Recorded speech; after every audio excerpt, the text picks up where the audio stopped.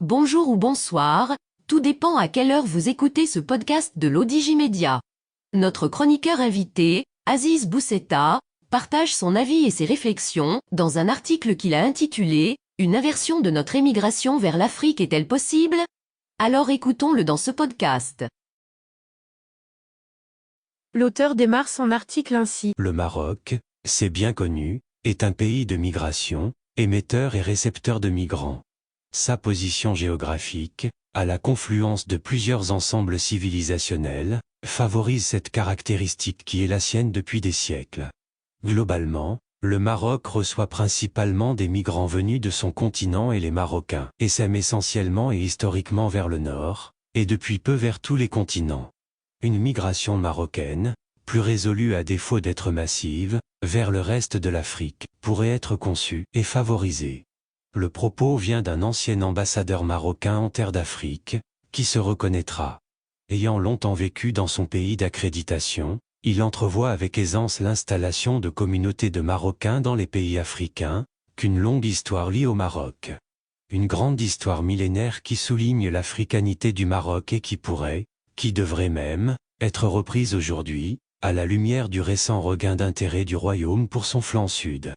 Si politique migratoire il devait y avoir, elle devrait encourager nos ressortissants à aller vers le sud.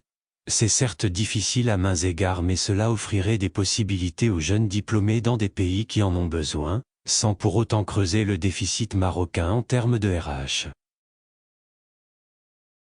L'auteur poursuit son article ainsi. L'Afrique est aujourd'hui le second continent d'accueil de nos ressortissants, avec 212 000 Marocains du monde, loin, très loin derrière l'Europe, 4 500 000 personnes. Mais le continent est devant l'Asie, 202 000, et l'Amérique du Nord, 150 000.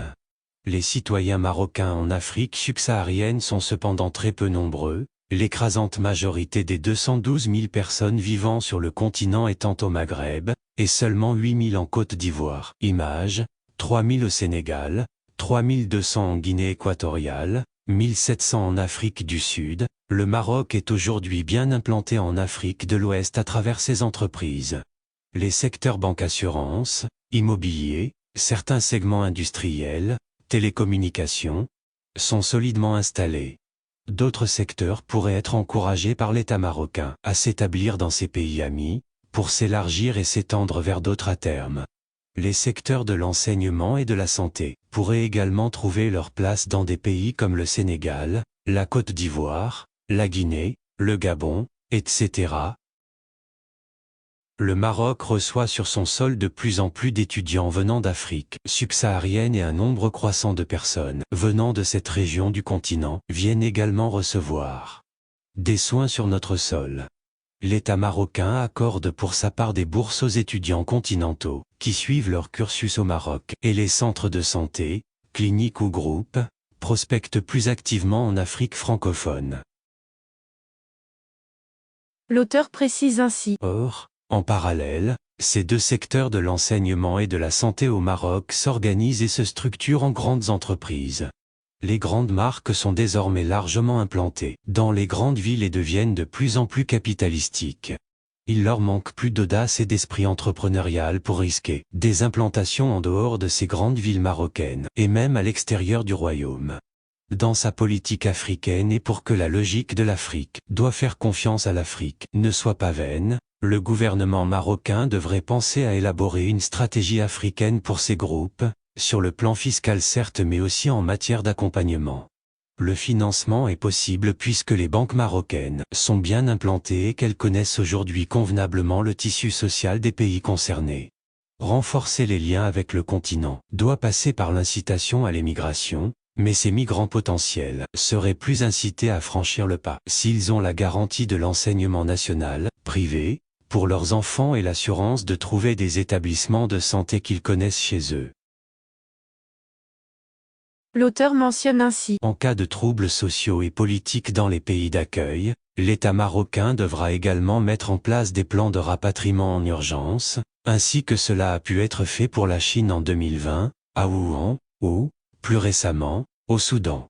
Nos jeunes, à leur sortie des écoles et universités, pourraient démarrer leur carrière à l'extérieur des frontières, au sud, médecins, juristes, enseignants, commerçants et autres, cette émigration d'un genre nouveau pourrait s'appuyer au départ sur une politique de coopération et impliquer davantage qu'elle ne l'est déjà l'Agence nationale de promotion de l'emploi et des compétences, ANAPEC, et les accords d'État à État doivent également jouer un rôle pour faciliter le flux de Marocains qui s'installeraient en Afrique.